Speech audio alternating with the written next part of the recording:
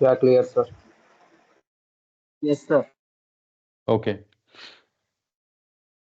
So what is Python? First thing, so before we start, right, so like to understand why we are learning this.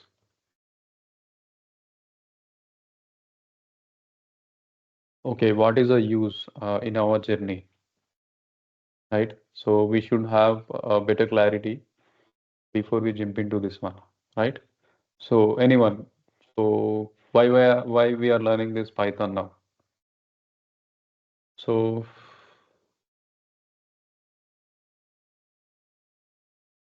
okay, so basically what we are learning, so we are in the journey of data engineering, right?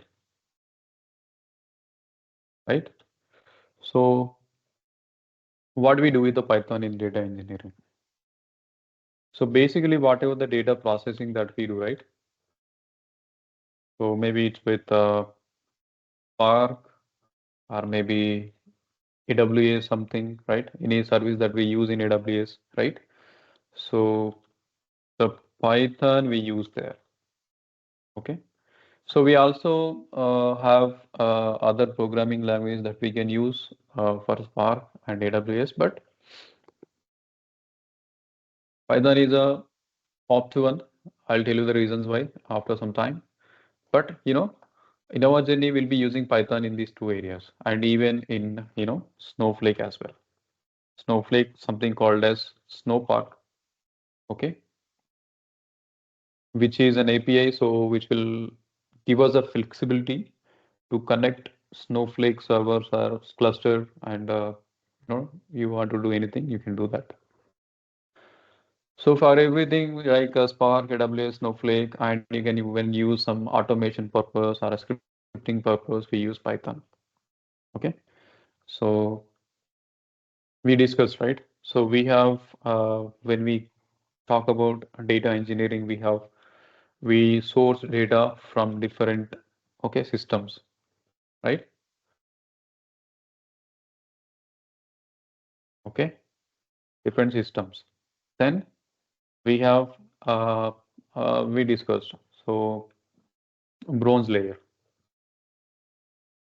then silver, then gold layer. So this is called a medallion architecture. We separate out each area where we have the getting data, right? So now to move data from across the three layers, right? So even we use something called Airflow, right? So which is a scheduling tool, or also called orchestration. Okay. Maybe this session is recording or not, I'm not sure. Okay, regarding started. Okay, scheduling tool and our architecture. This is also we use Python. This only works with the Python. So, and the other way, so the Python, if you learn about, the buzzwords in the market now. So data science, AI, ML, or something, generative AI, something, right? So, or something called LLMs, right? So everything, so Python has rich libraries or modules to support all these things. Okay, so this is the reason we choose Python as part of our data engineering journey. Okay, so wherever you, so it's like data science, model learnings, or you wanted to do any data processing without any other, right? So it's like, this also supports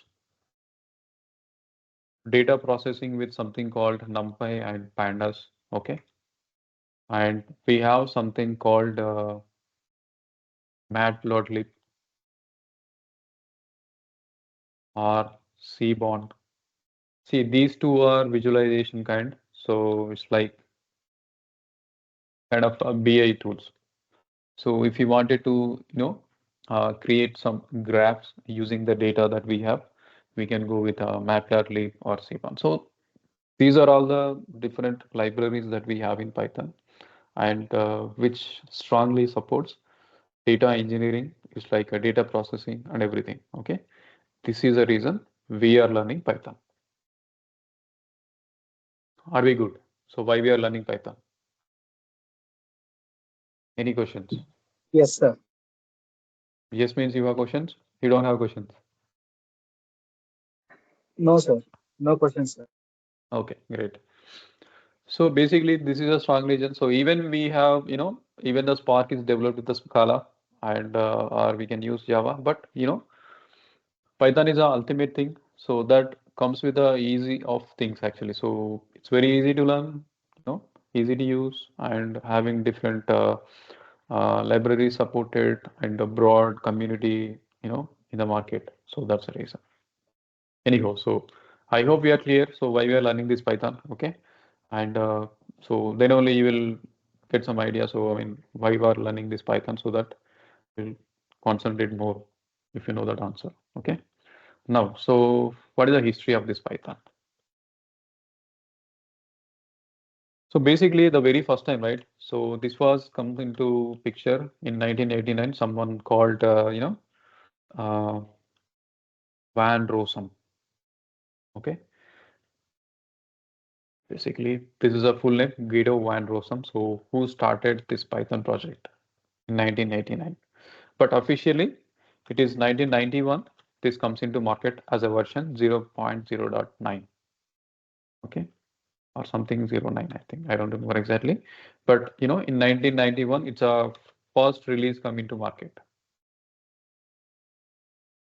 I mean, industry, I will say anything is fine. Okay.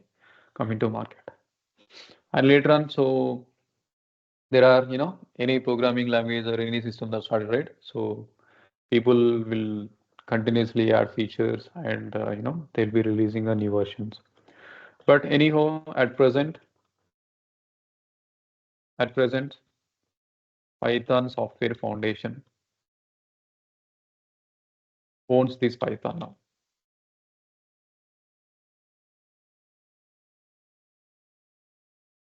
Okay.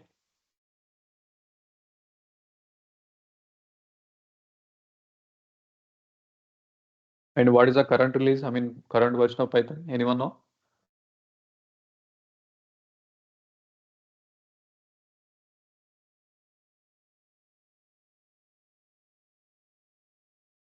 I think we have 3.14 or something. Okay. But in the market, mostly this version are 3.6. So these are the two versions currently being used. Okay. And, it's like, and even, so Python doesn't have backward compatibility. Okay. So when there is a new version release, it's a major release, right? So this is, see, there are two things, major release, major dot minor. So basically, whenever we represent a version, right, maybe 3.6, right? So this is a major release and this is a minor release. And, you know, between this minor and major, right? So that is the difference. And as there is a major release, these are not backward compatible. Means, so if you use any code that is compatible to 2.7, that cannot be run using 3.6. There will be some changes in the methods or the syntax or the way we use any libraries. So they got changed. So this 3.6 does not support any compatible things with the 2.7. That's what I mean to say. Okay. Again,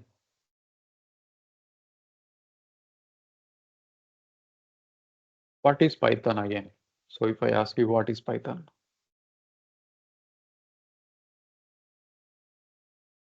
Okay. So basically, there is no such definition that defines what is Python. But there are some properties that we can say. So this is Python. Okay. So definitely right. So we cannot define any programming language. So programming language nothing but it's a medium. So that will used to interact with any system or computer or a PC or something. So, the language that we use, maybe English or Telugu or Hindi something. So what is it? It is a medium to communicate with the human beings. So similarly, programming language is something it is used to communicate with the machines.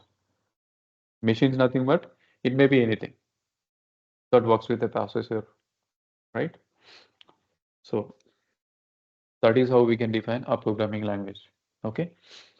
So now again, so what is Python? So what exactly makes Python a unique, right?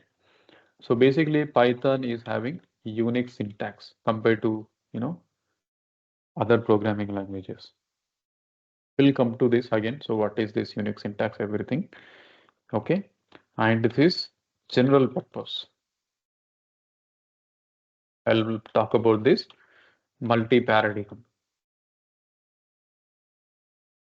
Okay. And this is interpreted.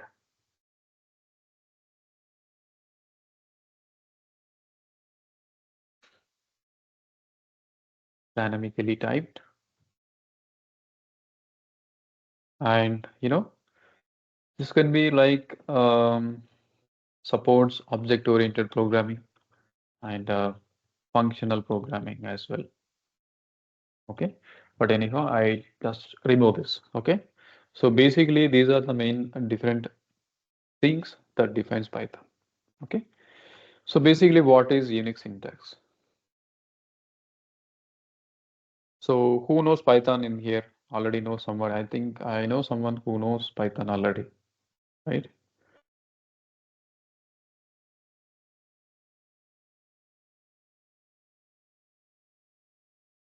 Most of you are freshers. I think you must know what is Python. What is the syntax that it follows? So basically, the uniqueness is like we use Python uses indentation instead of this curly braces for blocks, right?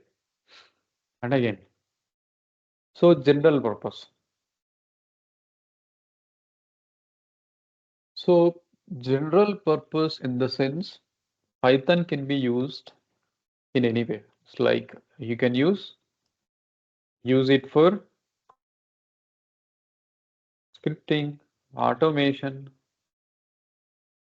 okay, data processing, or you can build websites or GUI, I mean graphical user interfaces, and we can use API like Flask framework.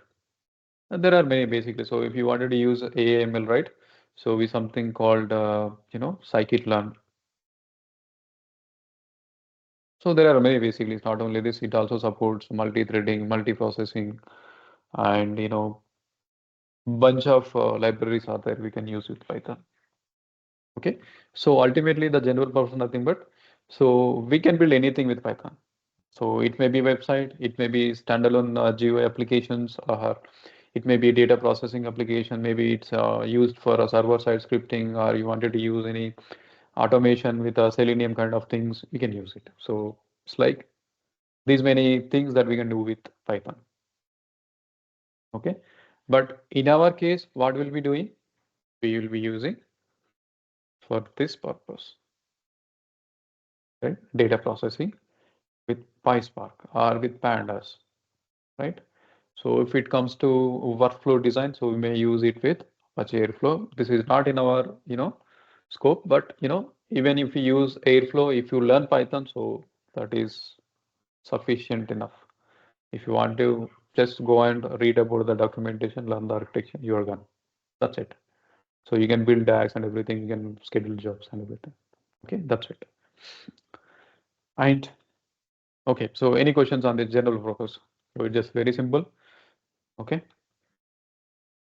Again, so multi-parity. So what is this? So nothing but so we can use Python as object-oriented programming language, or functional one, or something called as a scripting or something called procedural. So we can use this in any way. So we can develop any project using one of these things using Python. You can go with the object-oriented programming. So so what is OOPS? I mean, in Java, it is similar here in Python. It's like encapsulation, polymorphism, classes, objects. So these are all defined object-oriented programming, right? So we can design any project in an object-oriented way in Python.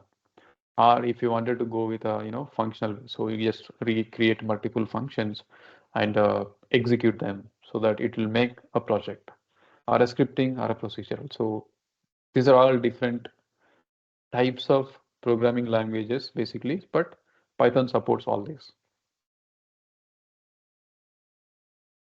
And interpreted. What is interpreted? So here two things, okay? Compiled and interpreted. Anyone knows what is the difference between compiled and the interpreter? Compiler versus interpreter. You should all know, right? How many of you are from computer science background? I know Monica and Raghunath, you are from CS background, right?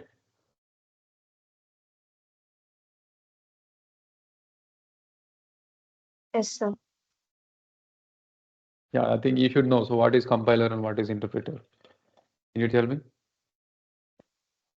Yes, sir. Then compiler is run wholly, sir. I mean, the whole code will run at once and will tell us what are the errors in the whole code, sir. But in the interpreter, each and every line will be run separately so that interpreter can make easily find errors than compiler. Okay. And what is your answer, Monica?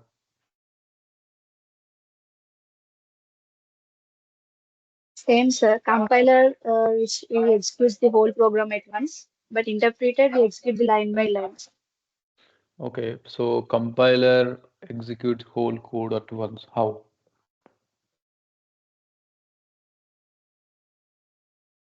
And when it transforms the entire source code into the machine code, sir, before programming runs, compiler. So it is very easy. It's easy to the computer to understand the code given. Sir. Okay. So the interpreter. Right. So the main difference is in compiler. Okay. So compiler based program, there are two ways. Okay. Two steps basically. One is the first step is compiling, right? The next step is run the code. So basically what does this compiler will do, right? First, this validates all the syntax or any errors, okay, during the compile time, okay, and then this generates some machine readable code. So if I take Java as a specific class file, am I right? And then we use our JVM to run the code. I'm taking Java as an example and we run the code. So what is the advantage here?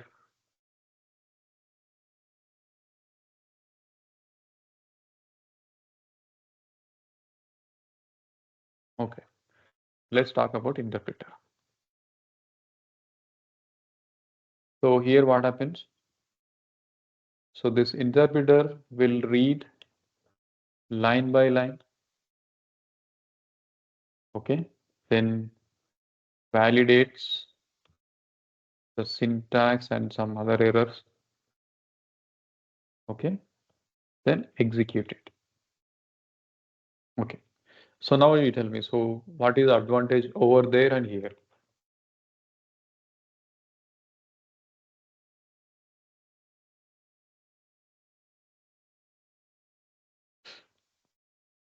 So the main difference is in a compile based, right? You will find all the errors before you run the code, right?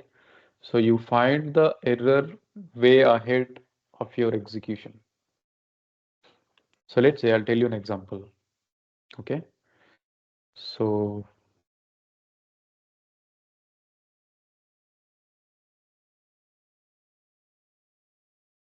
let's say, for example, I'm taking an example of a website or something, any other project with a Java, because it uses compile then run, right?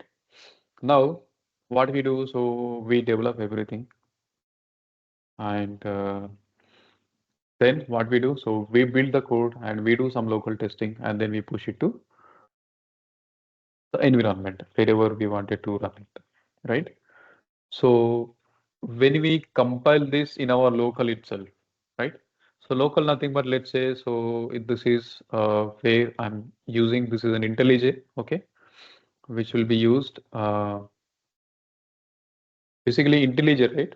If it is in the enterprise edition or licensed version, you can use it for any programming language to develop. Maybe it's a Python, Java, C, whatever, everything.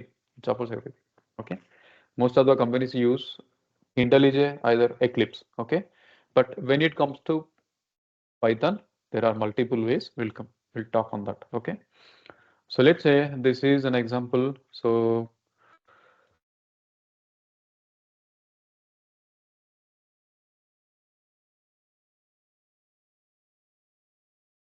okay. So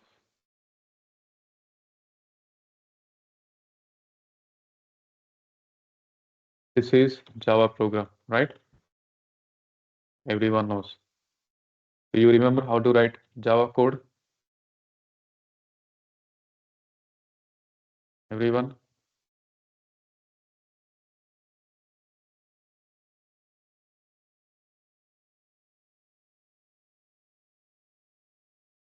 One second.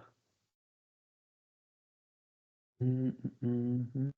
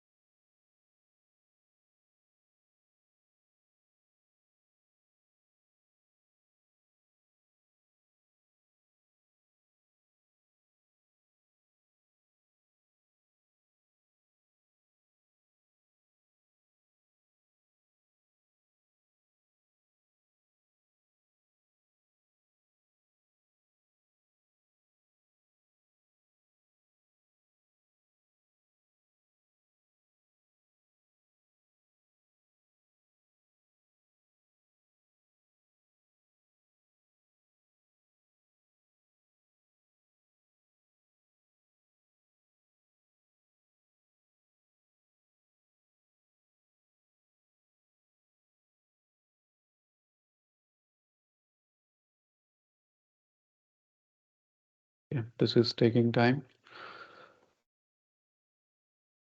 So we are talking about compiler based and interpreter based, right? So in the local itself, so I mean to say local in the sense, so in our IDE itself, so we can build and compile our code so that we can find all the errors within that. And then we push this code into some server and there the code builds again and it runs. But in Python, so we can do that way. But there is a difference again, right? So when we run this code, right? So even in the local, right? So whenever you run, then only you get that errors, right? But in compile based, first you compile it and then it will show you if there are any errors, it will let you know. So when this difference comes into picture, right? So I'll tell you an example. So I'll take an example of date. Okay. So in a compile based, so we verify date format ahead, whatever the date that we mentioned, right? Or something, maybe it's a number. Okay. Okay. This is a 78, this is a number, but there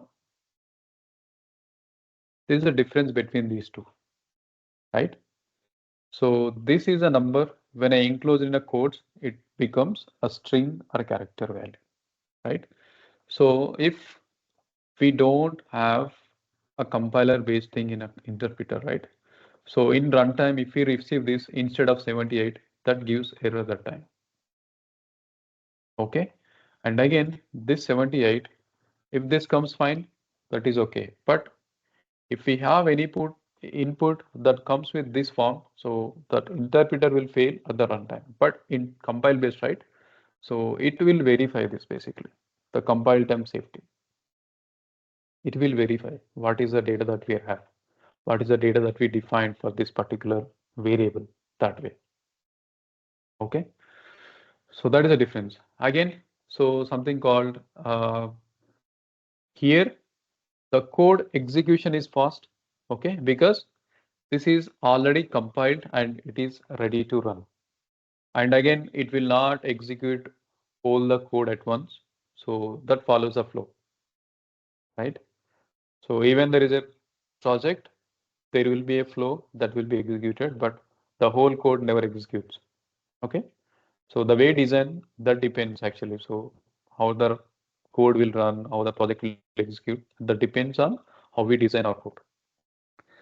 So here, so in interpreter based, so it is fast compared to this because we don't have these two steps. So only one single step that will be used to compile and run. But the thing is, unless you run it, you don't know what are the issues with this code. Okay, that is a two different things between compile based and interface based.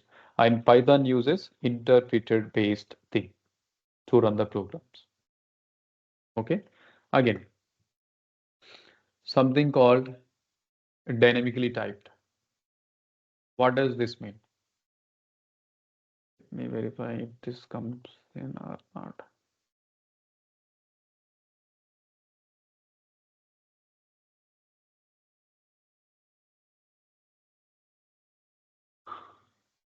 I wanted to show you something, but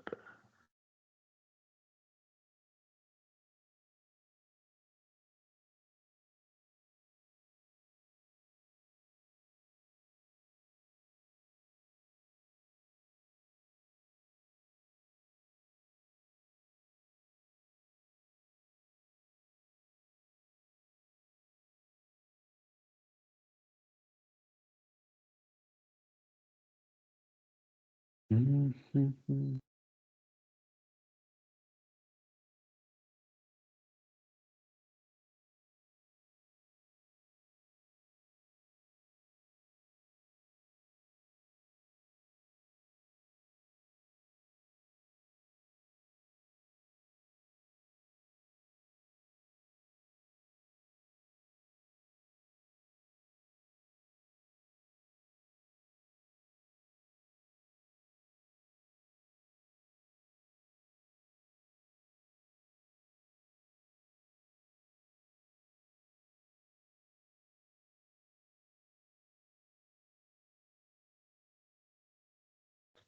So in Java, right? So we define variables this way, right?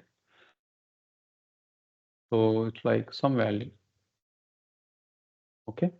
And if I wanted to define any primitive types like int, float or something, we need to explicitly define. So this is an int variable, a is equals to 10 something. Okay. And so system.out.print, I don't know, system dot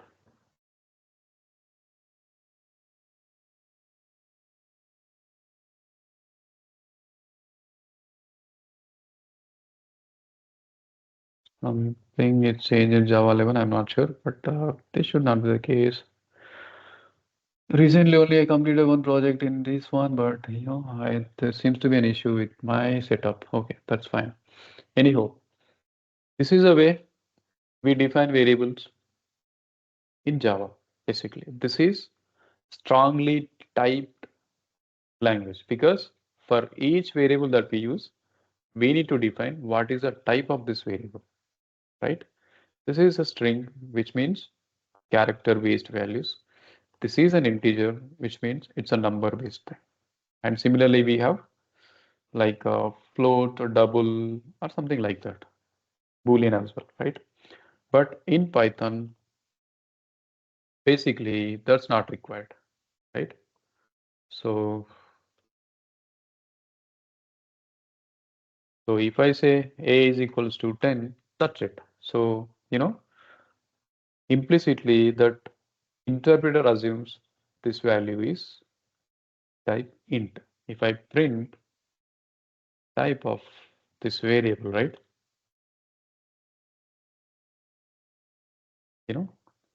This would give us,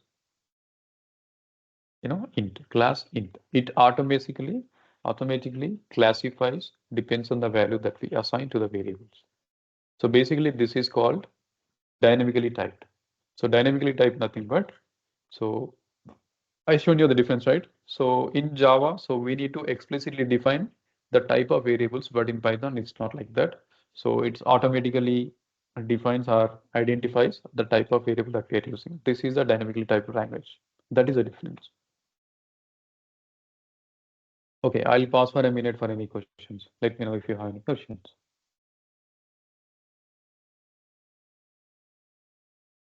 Any questions? So we discussed few things. So why we are learning Python, okay, and some basic things on the history, okay, and we discussed what are unique features that Python has, okay, and now we are at this point. Any questions so far?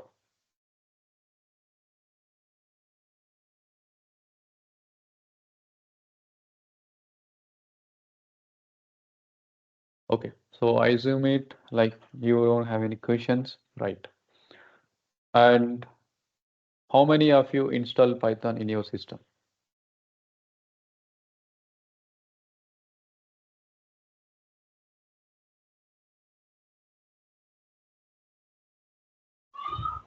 I installed, sir. You installed. Yeah. Okay. In my, I do install, sir. You installed, Ragnar? Yes, sir. Yes, Yes. sir. And Rishi Reddy?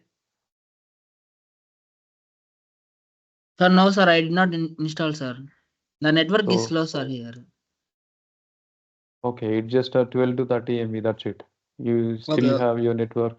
It's not good. okay, sir. Okay, it's up to you. And Monica? Yes, sir, install, sir. Installed. Okay. Okay, whoever installed, so one of you can share your screen. So we will set up, Python virtual environment.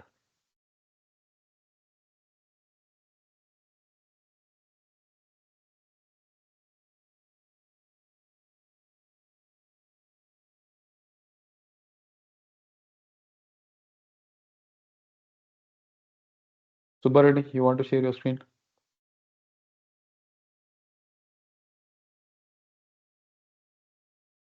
Actually, I am in the phone, sir.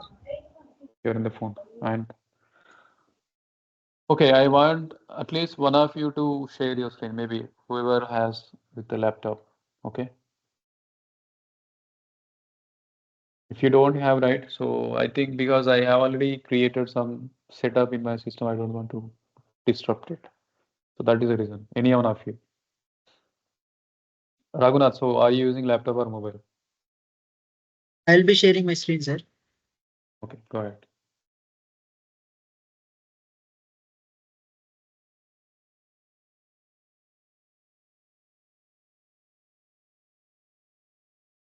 Uh, uh, before that, okay, go ahead.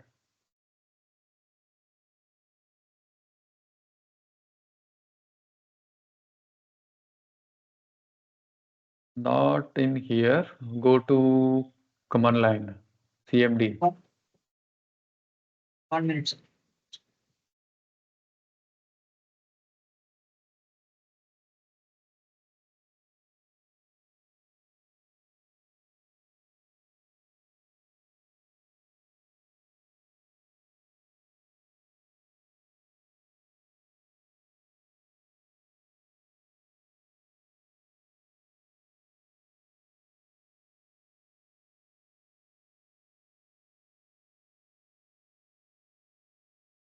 Yes, ma'am. Open command prompt.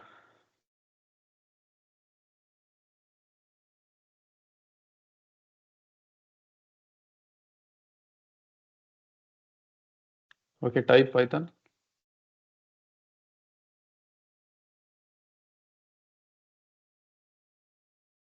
Right. Okay, press Control D.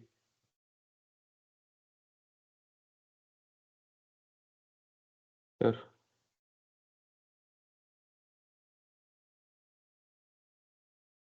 It is not exiting. Control Z. Right. Okay, now in so how many drives that you have in your system? Only one drive, sir. Only one drive. Okay. See, this will when we create a virtual environment, right? So it's like a folder that we create, and within that folder we'll be installing all the required libraries, and that will be used for our project. So like this, right? So if you are working with the multiple projects, requires multiple, libraries, you can create multiple virtual environments and work with them. So, so if you wanted to create a folder, right? So where do you want to create? So that you need to identify the path and use this command. Um,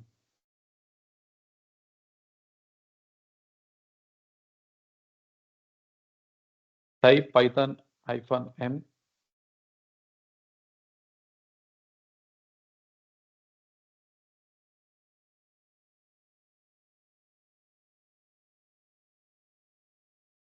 So I pinged you the command basically, and no,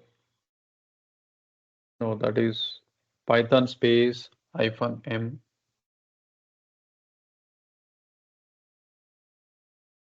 space. Yeah. Path, don't put path. So path nothing but where do you want to create that virtual environment in your system? So you need to go give the path to that folder. Okay. So maybe you can copy this, C users Raghu over there, right? Whatever in the Sure. same line.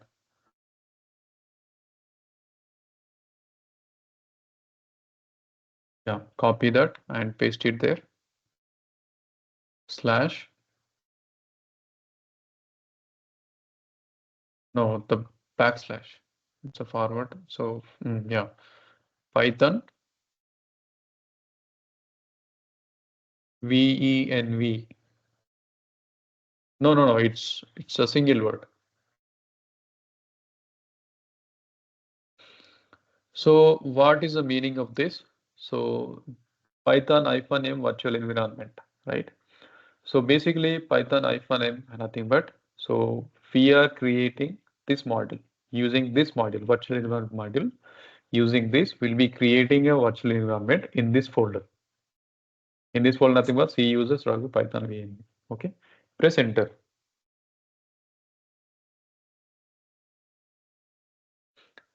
So what it will do now? So it will create a folder and copy or create a basic files that supports Python execution. Okay, if you can go and open this, right?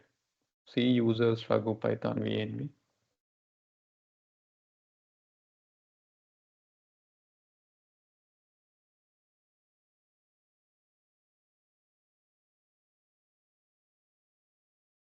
So it will create one folder over there. Yes. And so this would be having something called include library scripts. In the scripts you see, there will be a Python file that supports it. I don't know. Okay, let it be. Don't do anything. Okay. Again, copy this path. Copy the path. I mean, wherever you are, right? Okay. No. Only up to C:/then users, right? Yeah. Paste it there. Okay. Again, /scripts. Capital S, then press tab. It will automatically comes, right? Yeah. Back again /activate. Type activate. Enter. So now this means you are in this environment. It's highlighted, right? Python PNV. This is the environment that you are currently working. So copy, I mean, whatever the command that you just executed, right? That C users have everything. Save it somewhere. Okay. And you will be using this environment every time. Okay. Maybe you can put it in a notepad somewhere for time being. And now, so we will be installing some other packages now using PIP. Okay. So PIP is a thing that used to manage libraries in the Python package installer. Okay. Now type pip install space pandas pandas space re. Maybe re doesn't work. Leave it. Remove that re. Yeah. Press enter.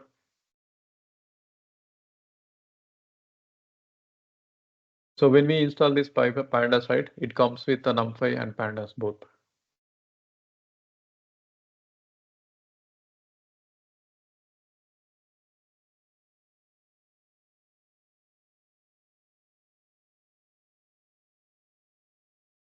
I hope everyone noting down in these things, right? I mean, in your system, you also need to do those things.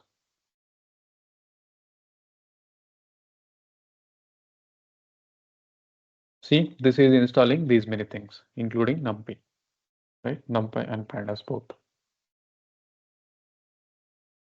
Okay, again, so pip install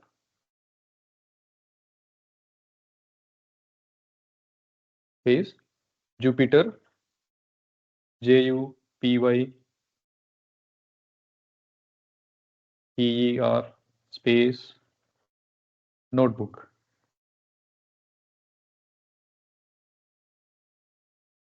Yeah, that's it.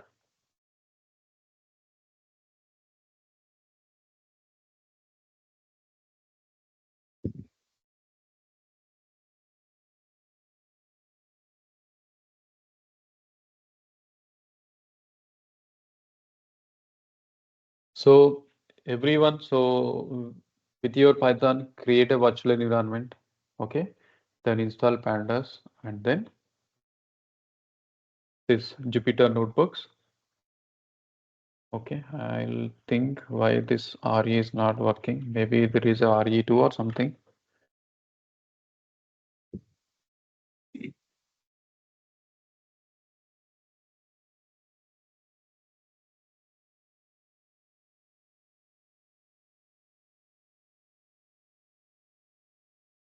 That completed? Not yet. Yes, sir. Is it completed? Installation still working, right? Wait. Yes, sir.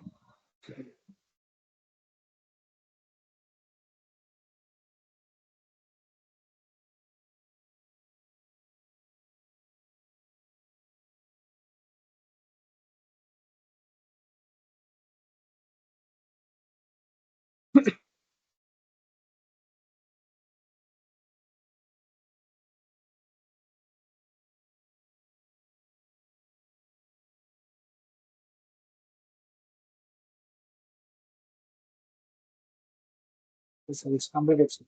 Okay, it's completed. Okay, So now pip install re. So just re. Is it working or not? I don't know. Not find information. None. Okay, that is fine. So we'll look after that later. So type Jupyter Notebook. That's it. I mean, nothing. So just Jupyter Notebook.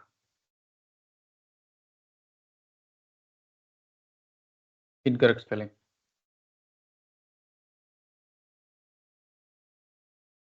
Okay, press up arrow. Wait, press up arrow. Again. Yeah, a copy from here. Jupyter Notebook.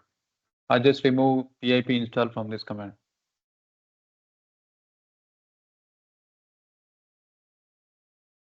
Just enter. 1 second.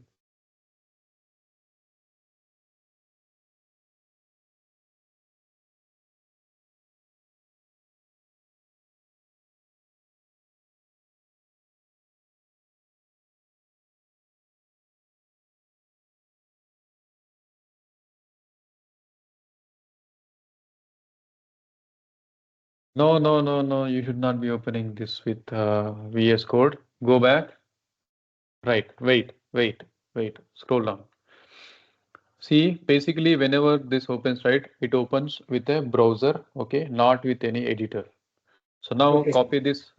What? Copy that. Yes. The below one. Mostly, I prefer the below one. Yes. Copy that link.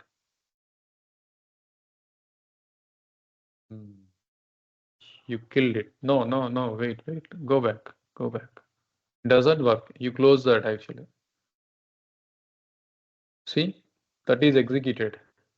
See, whenever that Jupyter notebook is running, so you can see everything here, what is happening with that.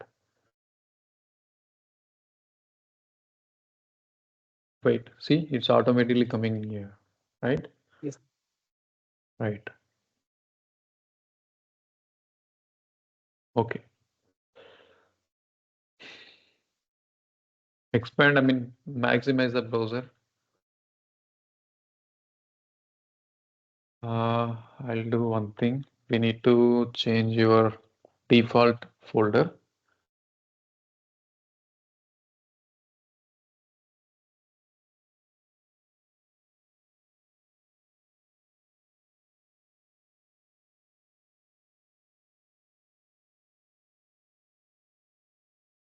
We need to create some config file.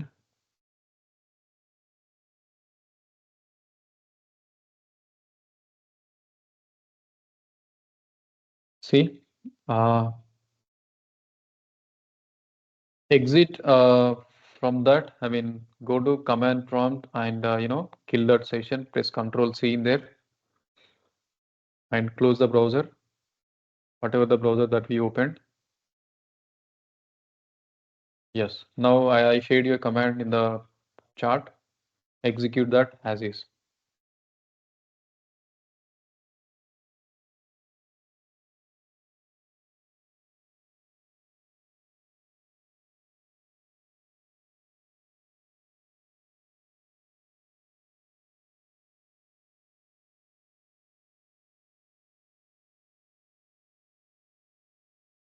Okay. So now open this file, whatever the Jupyter notebook config file, right? So go to that path. No. You cannot wait, man. Control C. Close it. Close it. Control C. Okay. Now go to that folder. See, it generated that file, right? Config file. Yeah. Go to users Raghu. Go to Raghu. I mean, until Raghu. Right. Yeah. Open this folder. Yes. Now there will be something called dot Jupyter. Yes. Dot Jupyter. Yes. Open it. And that config file, right click it and open with a notepad. A notepad plus.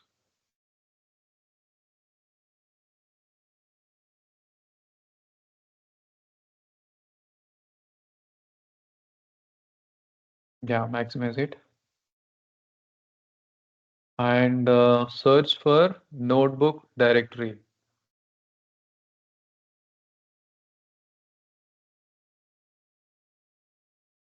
Notebook underscore dir. That's it. Search. Use root directory and search again. Nothing. Nothing, sir. Only we got Okay, this. so remove that comment in the line notebook. No. Come to this point. The notebook directory. Come to this point in the text. Yes, sir. Okay. So remove the first character, that is a pound symbol, right? Hash. Remove that hash. Okay, remove the space. Right. So in this directory, I mean notebook directory equals to something, right? Now go back to your Raghu folder.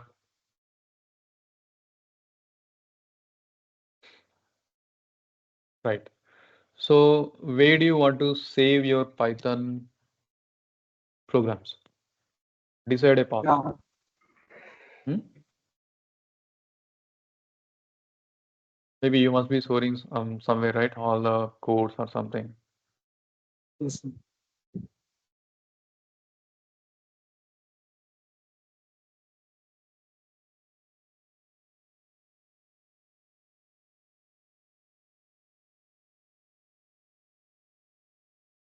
Don't give spaces. Don't give spaces. I don't recommend using any space. See, remember when you are using any code, right? Never use space. Instead, use underscore. Okay. Open this. Okay. Open this Python code. Copy that path.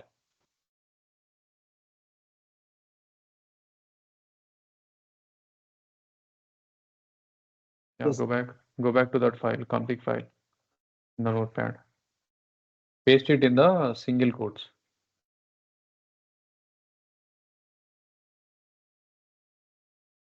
Right. Save it. Okay. Close it. If you saved, wait. Put a slash over the backslash. The same line you used Python codes, right? Yeah. Now save it and close. Wait again. Copy this file. Copy that line and paste it in the chart.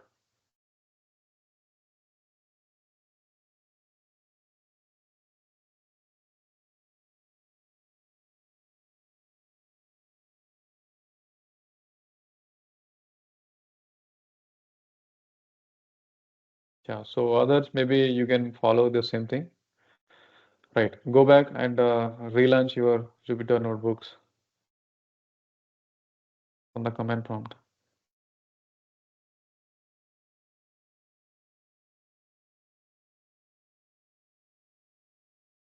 Now, so it should open that home folder.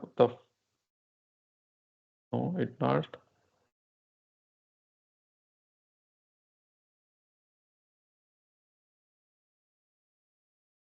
No, it doesn't work. Wait. Instead of this backwards, right? I mean backslash, we use forward slash. Maybe that could be the issue.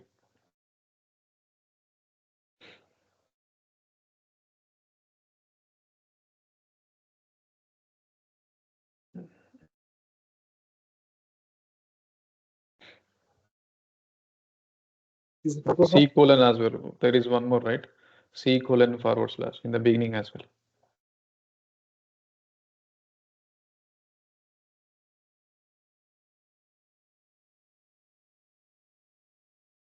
Save it.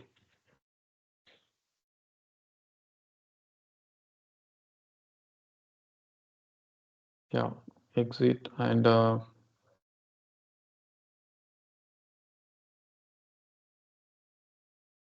yes, now it worked. See?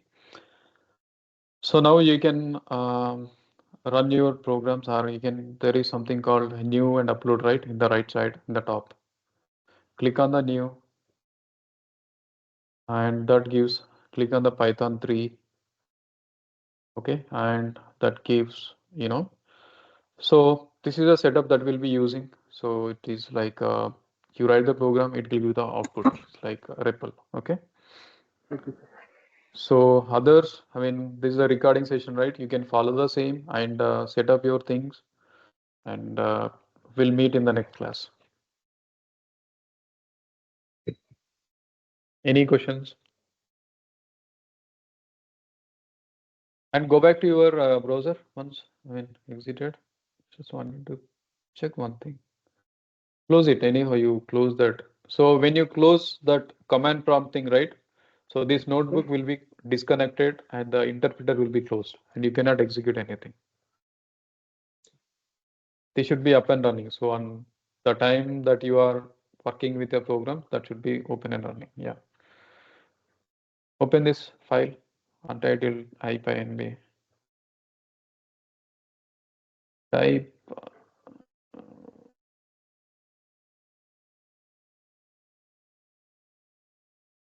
import space RE. Just wanted to check it's coming by default. Okay. You can execute with a control enter.